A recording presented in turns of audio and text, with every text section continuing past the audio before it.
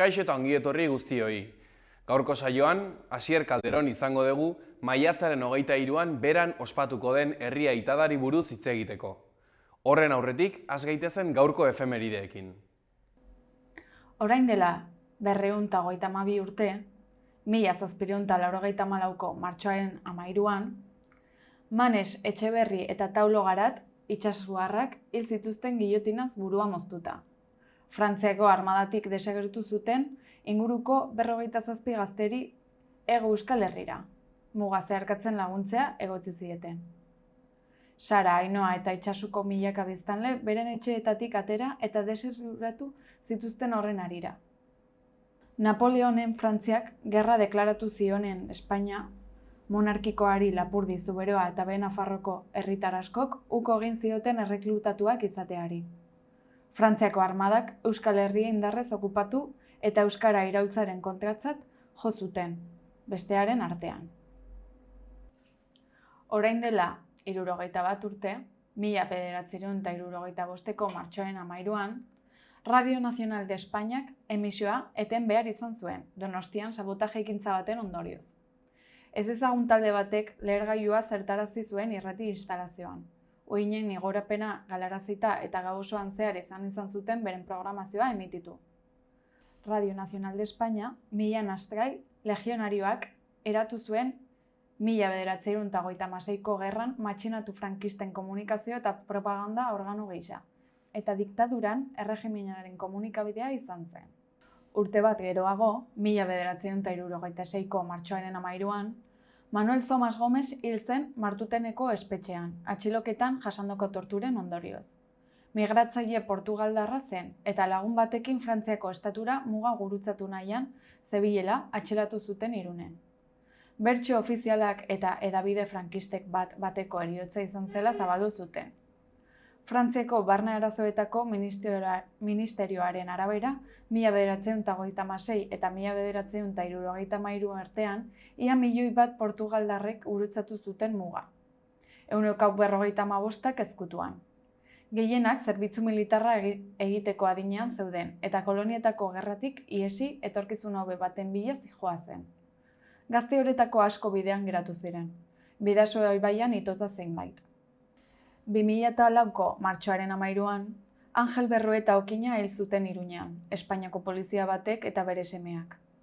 2 egun lehenago, Al-Qaedak Madrilen egindako atentatuaren erantzule eta egin zuen kartel bat okindegian jarri nahi izan ez zuelako hil zuten. Hurrengo egunean, Berruetaren omenezko manifestazio batean, Kontxi Sanchiz hil zen Hernanin, ertzaintzaren karga baten ostean bihotzekoak jota. Errepasatu dezagun aste honetako agenda.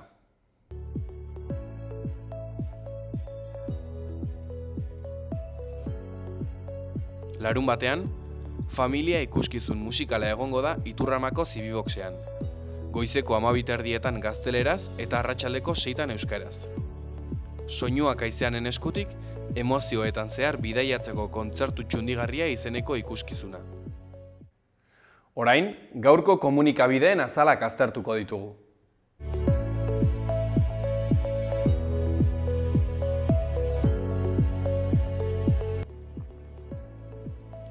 Diario de Noticias egunkarian horrelak dio titular nagusia. Nafarroak estatuarekin adostu du 2024ko 271 milioiko soberakina inbertsioetara bideratzea. Ogasun Ministerioak onartzen du diru hori ez gordetzea zorrak ordaintzeko soilik. Etxebizitza eta A15 lotura dira funts honen helmugen artean. Horiz, Indurain GP helmugako lanak, Lizarrako txirrindularitza klubak udalbatzaren aurka protesta egin du. Bestetik, mende batean errepikatutako ez den loteria astronomikoa. Zientzia eta divulgazioa abuztuaren 12ko eklipsea Nafarroan ikusgai izan zenaren inguruko desinformazioaren aurka. Azkenik, orainaldia fikzionalizatzen Navarroko museoan. 21 artista nafarrek egindako lanak bilatzen ditu. Irudi nagusian, Kameneik gerra oso aldatu du. Irango buruzagi berriak mendekua hartu duela zein egin du petroleren prezioak gora egiten jarraitzen duelako.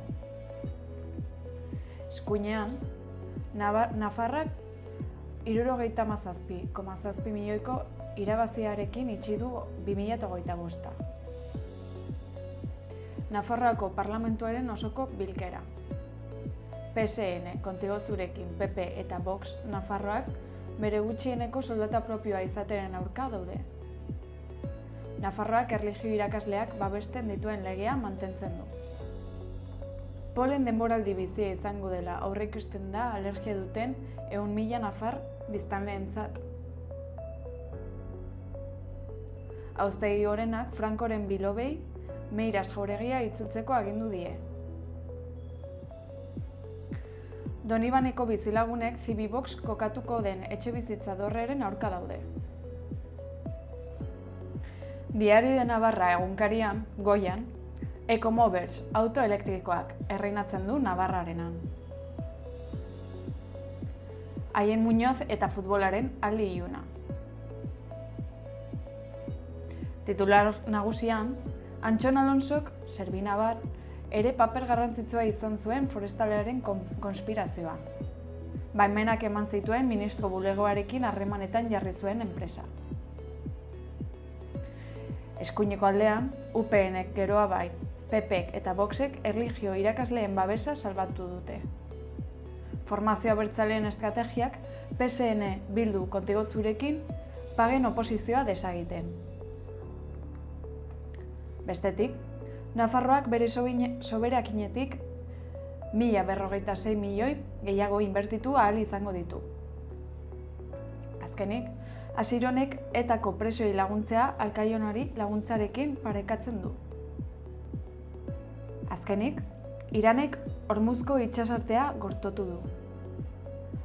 Aiatoien buruzagi goren berriak mendekua zin egin du nazioari zuzendatutako lehen mezuan. Petrolioaren prezioak gora egiten jarraitzen dute historiako hornidura etekinarik handienaren ondoren. Berria egunkarian, horrela dio lerruburu nagusiak. Mojaba Kameneik esan du Hormuzek itxita segituko duela, presio egiteko. Irango lider berriaren mezu hori eman duten telebistan eta AEBen eta Israelen babesen aurkako eraso gehiago izango direla ohartarazi du. Brent tupela $100 igo da. Goiko berrietan, Urtzi Urkizu. Gazteek streaming bidez ikusten dituzten edukien 100% bakarrik da euskaraz. Beko berrietan, euskara diru aurreratu gabe doan ikasi ahal izatearen kontra egin dute EAJak eta PSek.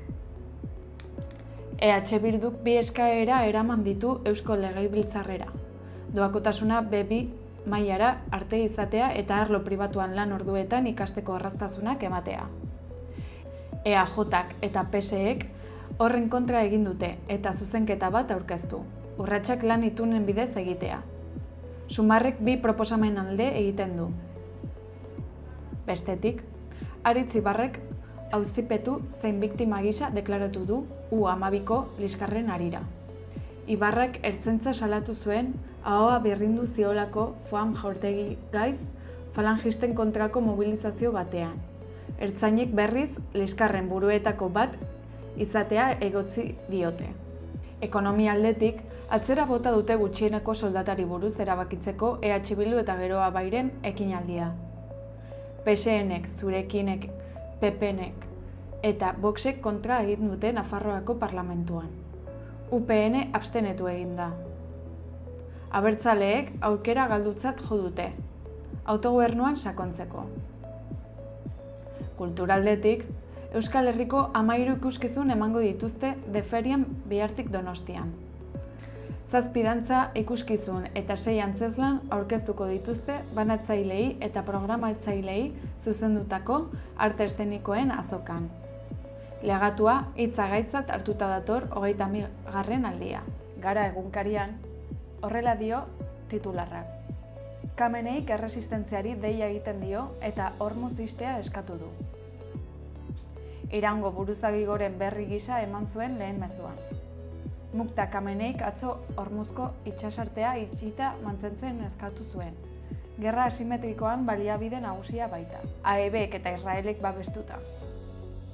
Irango buruzagi Goiaren Oiaren Ali Kameneiren semeak erresistentzia estrategia berretsi zuen azken erosoen aurrean. Bitartean, ekonomiarekin batera, Golkoko egoera globala oraindik ere garatzen ari den bitartean, Imanol Pradasek 10 puntuko plan bat proposatu du Pedro Sánchezi, batez ere enpresetan duen eragina arintzeko helburuarekin. Argazki nagusian, iparraldea hauteskundeetako prestatzen ari da, eta ezker independentistak beste aurrera pauso bat eman nahi du.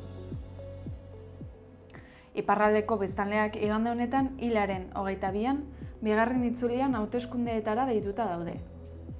Euskal Mankomunitatea ere berrituko da. Ezker independentistak itxaropen handiz eta aurreko hauteskundeetako emaitzak hobetzeko helburuarekin egiten dituen hauteskundeei aurre egiten die. Naiz irratiak, hauteskunde hauetan alderdi nagusiak aztertu zituen Jose Luis Aizpuru, Maite Ubiria eta Frank Dolosor kazetariekin. Ezkerreko aldean, Ignacio Sánchezek esan da, Euskal Herrian sortu ziren poliziaren gehiagikeriak PSOE-era iritsi dira orain. Behar duzun guztirako aseguru bat dago. Nire auto elektrikorako? Jakina, eta nire bizikletarako, Eta nire patineterako?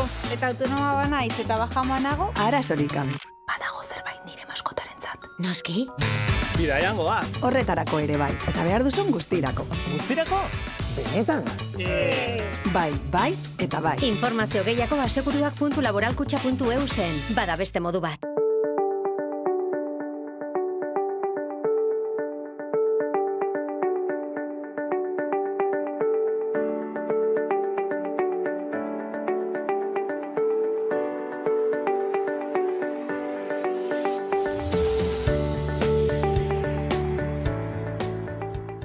Kaixo, Asier, ongi etorri gurera, zer moduz? Ongi, hementxe.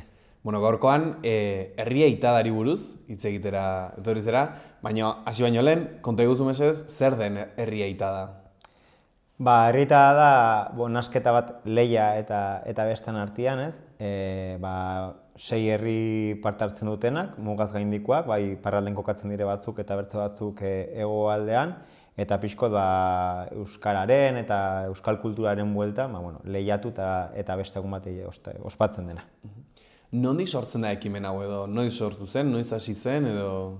Lehenbizko aldiz sortu zen 2018an, saratarrek mugitu zuten, aurten jakin dugu bilera batzun ondorioz Sarako Rugby taldeatik atera zela gehien bat, eta gero ondotik errepikatu zen Ainoan, eta egin martzen 2020 etxalaren, pandemia dela eta egon zen urte batzuk, ez zen egin 2020, eta joan den urtin Zugarramurdiren lanari esker berreskuratu zen 2028an, eta urten segida ematen ari dugu. Nik galdera bat neukan buruan, herria itada, aipatzen dituzu 6 herri zeratela, Urdaizubirekin, Zugarramurdirekin eta bar, beste lekuetan ere egiten da, edo soilik zuek egiten duzuen zerbait da? Gu dakigula horrelako ekimena, bai badela beste batzuk mugaz gaindikoa direla, ez? Hizpegin bai juntatzen da alde bat eta bertzia eta bino gu dakigula horrelako 6 herri eta arti mugaz gaindiko horrelako ekimenikan, bata eta bakarra bagara. Orduan aber ere eskola egiten dugun horrekin. Jo, hona izango zen. Zein da ekimen honen helburu nagusia? Helburu nagusia, errandugu mugaz gainde, muga horiek ere xetzen neurri bartin, xetzea euskararen bueltan, baina baita ere uste dugulkoz edo, hala izan du da, ez da uste dugula. Gure herrien artin urteetan, mendeetan, harreman agiz naturala izan du da, berak Sararekin beti harreman agiz naturala izan du. Eta, azken urte luzeetan, bagia da, harreman horiek ere joan direla pixko murrizten, ez? Gu adibidez, beratik behitzen dugu gehiago Gipuzkura, errepideak egiten dute haunitz. Eta urte honitz ez naturalek izan duen harreman horiek erremezala murriztu dire, eta iruditzen zaigu beharrezkoa dela ere historikoki egon den hori bermatzea, mantentzea eta sendotzea harreman hori herritarren artean. Aldi berean aipatzen duzue, ardatza ere euskara dela. Hori da, azken batzen gaituena, gehien bat, amankomuna dugun elementu hori euskara bada. zerbait batzen baldin bagaitu, mugaz ulertzen ez duen hori hizkuntza bada. Eta egiten aldugu horrelako ekimen bat, bi estatu desberdinen pean egonda ere, hizkuntza eta kultura berbera dugulako, eta iruditzen zaigu hitz polita, horrelako zerbaitek batzea, eta egunin bertan ikustea herri bakarra garela, tartin muga artifizial bat egonda ere. Aurten herri eita da, beran izango da, zergatik beran? Beran, joan den urteko edizioan irabazi genuen, eta bai zegoela arau ez idatzi bat, uste dut ala dela, irauzten zuen herriak hurrengurtin antolatzen zuela. Egia da, kurioso izan zen, ze Sarak irabazi zuen, bigarrenak Ainoak antolatu zuen, Ainoak irabazi zuen, bigarrena Etxalarren gertatu zen hori, ezinen pandemian ondorioz, Zugarramurdik hartu zuen bere gain ardurari, eta Zugarramurdin gu irauzita, gure gain hartu ginen ardurari. Baina bai da asmoa, hurrengo edizio honetan ja dagoeneko antolatu den herri batek antolatu baldin badu, ematea lekukoa oraindik antolatu ez duten bi herri horiei, Urdazubi eta Txalardiela uste dutela, eta bitako batek antolatzea, eta baita ere, eramitea besta edo ekimen hau leku diferentetan, ze egia da lana badela, mino sortzen dula izugarrizko giro polita, eta iruditzen zaigu denok bizitu beharko genuen zerbait dela. Claro, eta aipatzen zenuen giro eta zer suposatzen du herriarentzako herri eita da bertan izateak? Herriaz herri desberdina da, ez? Izugarrizko lana da denontzako, ze hor badaude gozaniz lotu barrak, bai teknikoak, bai jendiaren aldetikan. Bino gu bera bezala adibidez bagara 6 herri horietatikan biztanle gehien dituenak. Orduan, guretzako lan eskerga bada, bino badago jende bat, orduan, egia da herri txiki gontzako, Zugarramurdi tarteko, edo Ainoa bezalko herri batzuntzako, eskatzen diela agitzez herri guzia horretara paratzea, eta batzutan ez da erraxa, eta hor badago merito handixua. Bino dozin kasotan lan handia bada, bino uste dugu ere aukera ere badela. Beran ikusi dugu, ez, modu zabal batean irekitzen aukera antolatzera etortzeko, bilera irekiak, eta adin tarte desberdinetako jendia azaldu da, perfil desberdinetakoa, eta herrian bertan, erran dugu, ez, mugaz gaindiko herrien arteko harremana sendotzeko balio du.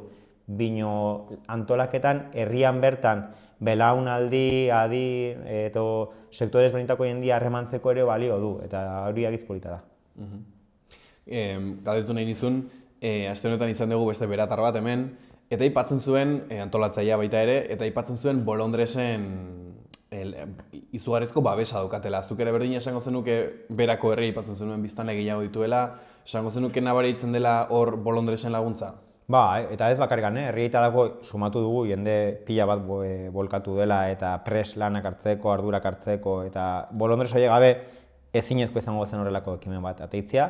Mioia da, bera bat da herri bat non Bolondresekin egiten dire ekimen pil bat, ez? Badugu lurraren eguna, badugu kirolfroga desberdinak, eta hori dena Bolondresen bitartez deitzen da, orduan bai badagola kultura hori honiz de ekimenak antolatzeko, eta egia da ikusi dugu nola herriaita da, barrandakoa, gonda hor buelko potente bat eta eskertzekoa da.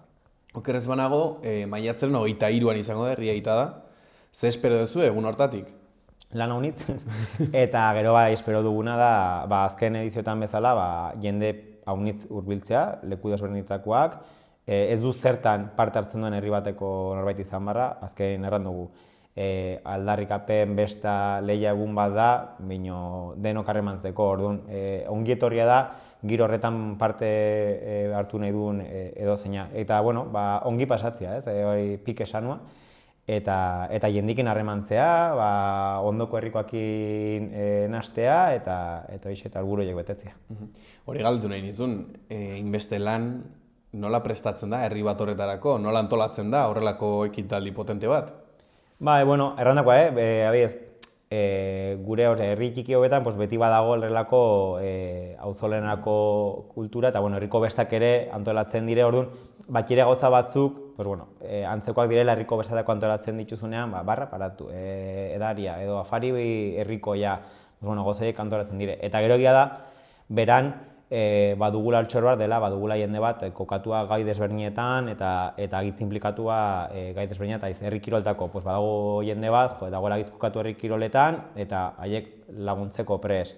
Badaude saltxero batzuk sukaldatzen eta haiek laguntzeko pres. Orduan, harremanak egiten, egia da, badagara herri bat handiena saioen artin, bueno, txikia bagarela, ezatzen garela denon artin, eta bueno, nahiko erraxa da jendingana jotzea eta batzea eta antolatzea hori, baina bueno, behar dena da pixkot ere kontroltu herrien zein ibiltzen den zertan eta bueno, eta polita. Aipatzen zenuen garrantzia duela ere bai, 6 herriak muga baten alde batera eta bestera aurkitzen direla. Eta badela nolabait, pixka bat muga moldatzeko modu bat. Bada ere bai kontra egiteko modu bat, edo ez? Bai, azkenean, bueno, da irudikatzeko ere, hor badagola batzukara erabakita muga bat, bino, bueno, gure herriak ez dutela muga hori bizitzen edo ez dugula ikusten hor dagonikan, eta aipatzen genuen ez, euskarak apurtzen du etengabe muga guzti horien gainetikan dago, eta baita ere da modu bat aldarrikatzeko, pertze batzuk hor muga bat batu baldin badute ere, herri bakarra bagarela, eta horrela bizi dugula. Egia da, 6 herri hauen artean izan dezuela harreman natural bat, aipatu duzun bezala.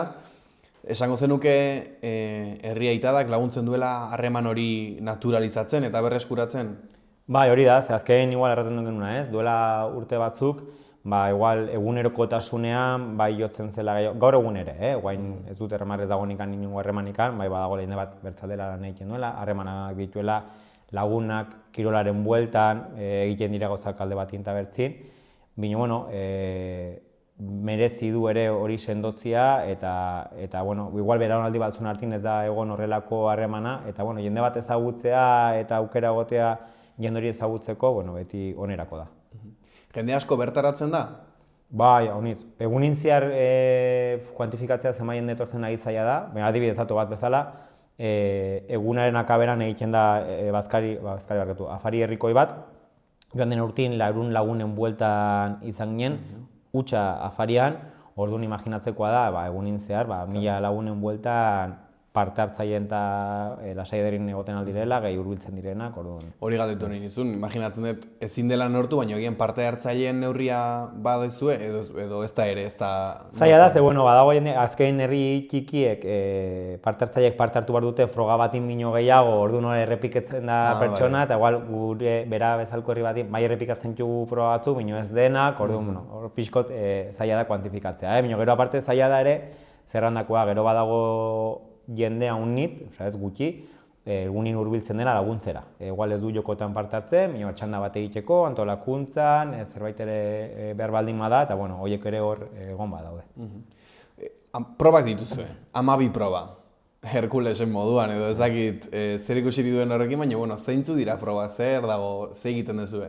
Bai, bueno, pixko identikan, egiarran ere hor piso agitzen handia badu euskal kulturak, alde batetik antzen, bueno, herri kirolek badute, edo indar jokoek badute bere garrantzia, eta bueno, horrekin ere euskal kultura badu zer ikusia, baina gero ere hor bertxok ere daude, euskararen bueltan, bueno, bizikleta eta korrika, ez dire espresuski euskal kirolak, baina bueno, badakigu hemen ere horrelako kirolen bueltan ere badagola ohitura agitza handia, eta bueno, ere sukaldaritza, badodego ere, nahi uste dugu, nahiko oreka lehia purua izaten aldiren lasterka edo indar jokoak, eta gero bertze batzuk direla lehia, baina bueno, bertze modu batin, sukaldaritza, musa eta hola, eta bertze pausaje batekin. Orduan, dire proba batzuk nahiko orekatuak, eta uste dugu nahiko orokorkin ere Euskal Herriarekin zer ikusia duten. Badago frogaren bat bereziki publikoaren arreta ditzen duena edo jendeari asko gustatzen zaiona ikustea? Bai, bereziki, ikusten dutena hurbiltzen dela jende honiz dire indar jokotan, indar jokoen bueltan hurbiltzen da ikustera jende pil bat, eta gero ere badago dantzak, ez? Eta dantzak ikustera hori da froga bat nun jende honiz hurbiltzen da, ze agitz ikusgarria da, egia herriak egiten dute lanketa agitz polita eta prestatzen dituzte espresuski dantza batzuk agitz ikusgarriak, eta nik erranen nun bi horietan dela igual jende kopuru gehien hurbiltzen dena, bote luze frogan ere ordu honitzez direnez horren bueltan ibiltzen da jendea ikusten, baina igual ez duz ikusten momentuan bertan inbertzen jende, baina bi horietan ikuste bereziki ikusgarriak direla. Herri kirolak badukate bere lekua edo indar probak esaten duzuna, zergatik ematen zaie toki berezi hori edo garrantzi hori?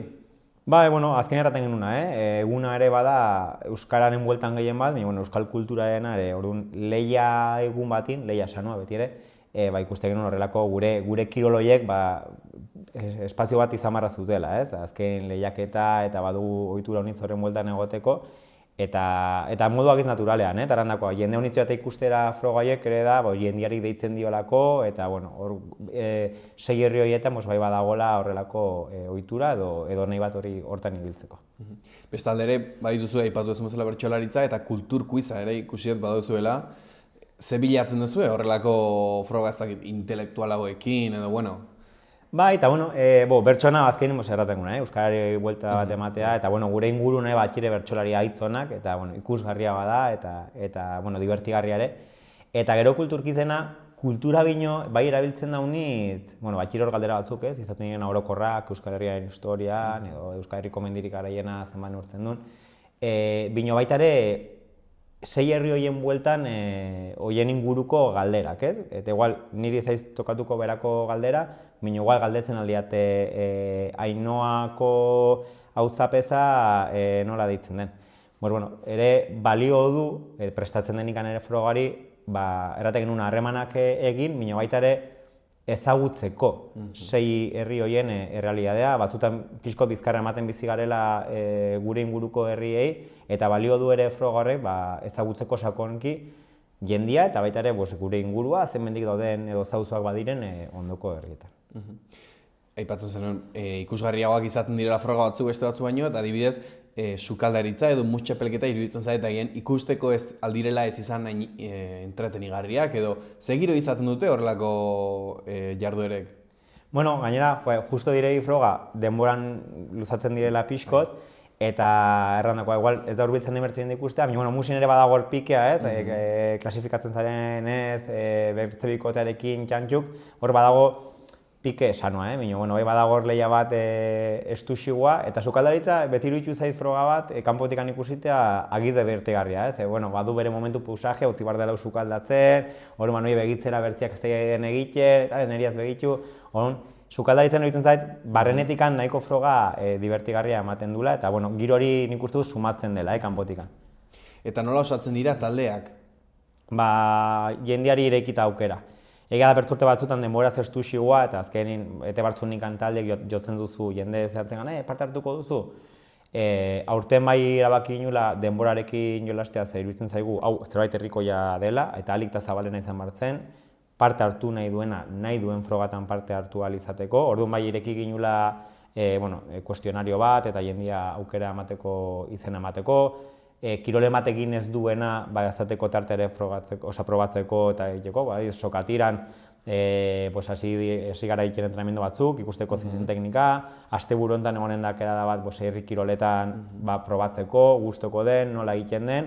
Eta hori aukera polita bada ere, erranditugun helburu ez aparte, ezagutzea edo aukera izatea, normalin aukera izango etzen horrelako probetan parte hartzeko edo proba egiteko, gustoko duzun edo ez, aukera ere polita bada. Hori galdetu nahi nizun, 12 proba daude eta gainera oso diferenteak. Nahi duenak, nahi duen frogan parte hartzen du? Bai, hori da, orduan ireki da, gero konta da, froga bakotxin badaude gehienezko parte hartzaile, gutxieneko eta gehienezko kopuru bat itxia da. Eta, gero momentu batin jende gehiago izena eman baldin badu parte hartuko dutenak bino, horri ben barko da, erabaki edo adostu zeinek parte hartzen duen zer. Ez dugu ipatu inongo baldintzarikan, norbaiteko gogoa baldin badu ez du inoiz trontzarikan egin, trontza probatu nahi baldin badu, trontzan apuntatuko da, probatuko du, eta errandako hemen egunaren helburua ez da irabaztea. Lehia hor dago, pik, eta denok nahi dugu egin ongi, eta bino ez gara joten egunera idearekin irozi behar dugu, da? Disputatu eraten den bezala, ez? Jokatu eta saietu alik hauekien egiten, bino ere jakinta herritarrek parte hartzeko eta hortika. Imaginatzen dut, arazorik ez dezula eukitzen froga bakoitzean gutxieneko hori izateko. Batzutan zaitosuna batxire, depende froga eta baita ere saiatzen gara bermatzen froga batzuetan egotea pixkot orekatu, gizonezko eta emakumezkoen parte hartzia, eta hori honizetan ez da erraxa. Eta, batxire froga batzu jendiare izena ematen duen aixago, bertze batzutan ez, eta errandakoa, igual bera ez da izanen zaitasun handienak izango ditu, guainekan ez dugu bete froga guzik, bino ez da igual zaitasun handia izanen duguena, ze, bueno, bagara biztanle gehiago, eta ez azken, pues, bueno, aukera gehiago ditugu horiek betetzeko herri txiki-txiguk, ba, izaten dutela hor zailtasun gehiago, bueno, bukatzen, normalin betetzen dire, eta ez da, oten horrelako arazo fotolarikan. Eta nola egiten duzue sukaldaritzan adibidez? Zer sukaldatzen da, eta zer egiten da sukaldatzen den guzti horrekin? Bai, hor egiten dena da, antolakuntzatikan paratzen zaie osagai nagusi bat, joan urtean izan zen bakailua, eta orduan bakailua da erabil behar den osagai nagusia. Eta horrekin bakotxak egingo du nahi duen platerra. Bertze osagai guztik, beraiek nahi behar dituzte, beraiek pentsatu behar dute zer egin, eta gero badago epaile bat, eta horiek jaten dute plater hori, eta gero ja... Masterchef modua. Modu subjetibo batean, ematen dute beraien balorazioa. Eta adibidez, txirrendularitza, izaten da, luzera, txirrendularitza, espazio asko okupatu dezakela. Bai, ez dire froga bereziki luzia, guain ez nahi zoitzen zenbat kilometro diren zazki, ez da, izaten dire nahiko azkarrak, egiten da releboka, eta, kasu honetan emango dio buelta bat herriari, ez du horrelako desnibel zakarrarikan, ez da, adibidez erraten duguna, ez da erdi maraton bat, lasterka edo biziketa, da, ibilbide gutxieneko laster egiteko edo biziketan ibiltzeko nahikoa lasterketa bat izan alizateko, nahiko denbora motzien egiten dena. Eta zer jende hartzen du parte, gazte gehiago ikusten dira, heldu gehiago ikusten dira? Egeran, jende gazte gehiago helduagoa bino, egia da, ere froga fisikoetan eta aixagoa ematen du izena, noski parte hartzeko ongetoria da dozein egintako jendia, aixagoa igual animatzen da gaztego bat. Ere positiboa da jende gaztea parte hartzea, errandugun horretatik anez, harremanak sortzeko eta egerran bizitun garaitan horrelako ekimen batean jende gaztea parte hartzea agitzu ongi dago. Eta jarraipena emateko, imaginatzen dut, ere? Hori da. Bera diez igual mus batin, bai badago jende bat adinekoa dena, eta egia da froga fisikoetan ikusten da normalean jende gazteagoak parte hartzen duela. Eta gizon eta emakumeen artean orekatzea erresa izaten zaizue? Froga batzutan ez, eta giarran, gizonezkoek beti badugu joera bat hori espazio okupatzeko, eta aintzinera eta izena emateko modu errasago batian. Eta, ere batzutan entu behar da, espetu, eskaini behar dugu espazio hau edo orekatuena izatea, batzuta froga batzutan zailagoa izaten da.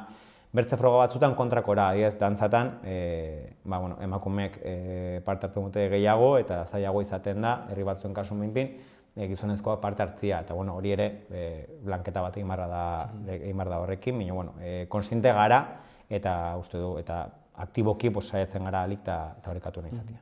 Aipatzen zenuen lan asko duela honelako prestakuntza batek, zeintzu dira zailtasun nagusiak edo zein da lan zama hundiena? Eske batxir erpin honitz, dago espazioa zailtasuna badago, kontua justo guain beran baditugula obra unitz eta espazioarekin asmatzea eta izan da pixkote zaila, gero batxire gauz tekniko honitz, barra montatzeena, aber nola egin, ze distantzia. Espazioa ere antolatu, eskarpa bat hemen egonen da eszenatokia, horrek ematen du tontakeri bat, badu bere zailtasuna. Eta gero, araudia zehaztia, egia da hau laugarren edizioa dela, eta nahiko sendotua dago nola egin behar diren gauza, guaininkan gauz batzuk egin behar ziren zehaztu, eta gero gauz batzuk ez direnak ikusten, ambulantzia kontratu behar da, asegurua, komunak, orduan gaudire hor gauzak normalin egunin bertan ez gaela fijatzen, eta normaltzat ikusten dugula horregotia, edo materiala frogetarako, horrek guztiak hartzen du, igual ez izugarrizko lana, gotea adi hori behar dela eta hori lotzia. Eta zenbat jendek hartzen du parte gutxi gora bera herriko? Herriko frogeta, amai froga baldin badire, 50 lagun ingurun parte hartuko dute aixa. Gero herrian errendakoa batzuk errepikatzen dute horrela, gutxea frogeta hor buelta hortan egoiltzen alda lasai berri. Eta puntuazio sistemak nola funtzionatzen du? Nola erabakitzen da 12 froga indiferentetatik nork irabazi duen froga bakoitza eta nork irabazi duen herria aita da? Hori da, azkenin froga bakotxar banatzen dire 6 puntuazio desberdinak. Lehen herriak, ez dakit azken herriak 0 puntu dituen edo bat, izango zen froga hori erauzi duenak demagune. 6, urrengoak bort, urrengoak lau, 3, 2, 1, klasifikazio horrekin, eta gero egunaren bukaeran gehitzen da froga guztien zehar herri bakoitzak zenbat puntu irabazi dituen eta orokorrean gehiketa horren ondorioz lehen herria irabazten du. Eta aipatzen zenuen, lehia baino garrantzitsuagoa dela giroa eta egoten dira momentuak akaso egunaren bukaera aldera edo puntuazioak lehiako hortasun batera iritsi direnean tentsio momentuak edo egoten dira? Tentsio ez duen erranen, Gero, pike bati sartzen zarenik, beti badure momentu batzuk non jende bat pikatzen da gehiago. Orokorra egunaren giroa bertze bada. Eta bukaeran dagoenik hor lehia, egon izan denikan, behinpin iruditu zait, agitzez hori, pike bat sanua edo zirikatzera, nola biltzen garen, eta ez zaitu iruditu inoiz horrelako lehia toxikorikan egon da. Igual frogaren batin, momentu batin egon da gehiago tensio hori, egon izan du da, ez zaitu iruditzen bat ere orokortua denikan, eta desde luego ez dugula hori nahi. Pixkanaka bukatzen jungo gara. Zer esango zenioke lehenengo aldiz parte hartuko duen bati? Prestatzea ongi pasatzeko. Eta hori, parte hartu edo ez, edo zein pertsonari gonbidatuko nion, etortzia. Baina, baliatzea ere eguna bere herriko normalen egoten ez den jende horrekin gustora egoteko, harremantzeko, solasteko, baina baita ere bertze herritatik etortzen den jende horrekin elkartzeko, bertze talde bateko baldin badare. Hori galdetu behar nizun, orain zer esango zenioke parte hartuko ez duen, baina bertara jo nahi duen norbaitik? Hurbiltzea dudikan gabe. Eguneko edozein momentutan, edo egun guztian zehar, ze benetan, parte hartu edo zartu, hor bueltan sortzen den girua agitzaitz polita da, divertigarria da, eta gomendagarria. Galdera bat pasazit hasieran, herria itada hitza edo izena nondik dator? Hori ginen solasten, zituen aldara desberdinak eta dugu sobera garbi, hori sarako galdete barko zitzaien, mino da elkartze bezala edo batz edo anaitasuna hori sortzia. Eta ze espero duzu, herria itadaren gatik etorkizunean jarritasuna izango duela espero duzu? Espero du baietz, borondat horrekin ere aurten hasi gara antolatzen. Pena handiz hartu ginen, 2020-tik anaintzinera hor galdu izana, eta solastu ginen 2020etan jo berreskuratu barra da. Eta ikusita bereziki joan den urtin jendia ze sensazio honekin gelditu zen, espero dugu horiek errepikatzea, eta lekuko hartzen duen horrengo herriak gu aurten hartu dugun ilusio berdinarekin hartzia, eta horrek jarraipen izatea. Badezu pronostikoren bat, aurtengo ediziorako ezakit herriren bat berezik indartxu ikusten duzun edo? Nia postengo duen herritikan hori beti, baina errandakoa, ez da helburu bat, egia da agiz konten gaude ze jende perfil desberdinetan, ze jende animatzen ari den, binoiz egin ez duen proba batin parte atzera, eta nire hori bereziki politena iruditzen zait, eta pixko den palagoz iruditza horrekin jairo dugu. Mi eskerra ziertu hartzatik, nik galdera gelditu naiz. Ez dakit bukatu baino lehen beste zerbait, aipatu nahi duzun. Errepikatu bertzerik ere, parte hartu edo ez, edo sei herritako kide izan edo ez izan, maiatzako 23an hurbiltzea nahi duen guztiak eta ederki pasako dula. Gogoekin gelditu naiz ni behintzat, saiatuko naiz bertaratzen. Mi eskerretu hartzatik hasier, eta animo lan guztiarekin, eta horrengora arte. Jo. Behar duzun guztirako aseguru bat dago. Nire auto elektrikorako? Jakina, eta nire bizikletarako, Eta nire patineterako? Eta autonoma banaiz eta bajamoanago? arazorik gabe. Badago zerbait nire maskotarentzat. Noski? Bidaian goaz. Horretarako ere bai, eta behar duzun guztirako. Guztirako? Benetan?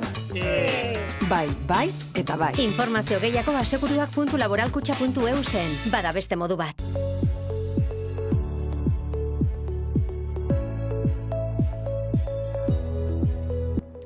Gaur, goiz eta eguerdi atseginak izango ditugu, baina arratsaldean eta gauean eguraldia erabat aldatuko da. Goizean eta egunaren erdiko orduetan giro eguzkitsua eta hego-haizea nagusituko dira. Arratsaldean eta gauean zerua ia estalita geratuko da eta euria egingo du, batez ere ipar isurialdean. Haizea ahula eta hegoaldekoa izango da goizean, eta maximoak ipar partean igo egingo dira. Arratsaldean ipar-mendebaldera aldatuko da indarrarekin, eta orduan tenperaturak behera egingo du, eta minimoak azken orduetan neurtuko dira toki askotan. Bihar, larunbatean, atzera pausoa eman eta neguko giroa espero dugu. Zerua oso deitsu egongo da eta zaparradak sarri egingo ditu, batez ere ipar partean. Bertan trumoitxoak izan daitezke eta txingorra ere egin dezake. elurkota jaisten joango da eta 1000 metro inguruan egongo da. Ipar-mendebaldeko haize bizia ibiliko da, bolada gogorrekin, kostaldean eta mendi inguruetan. Temperatura maksimoak 6-12 gradukoak artekoak izango dira lurralde osoan.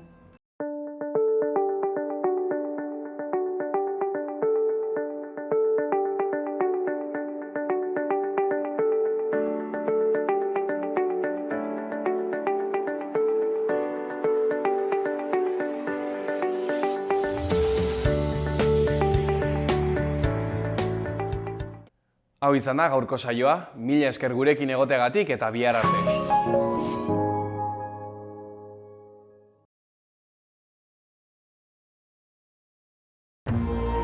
Gobierno de Navarra. Nafarroako gobernua.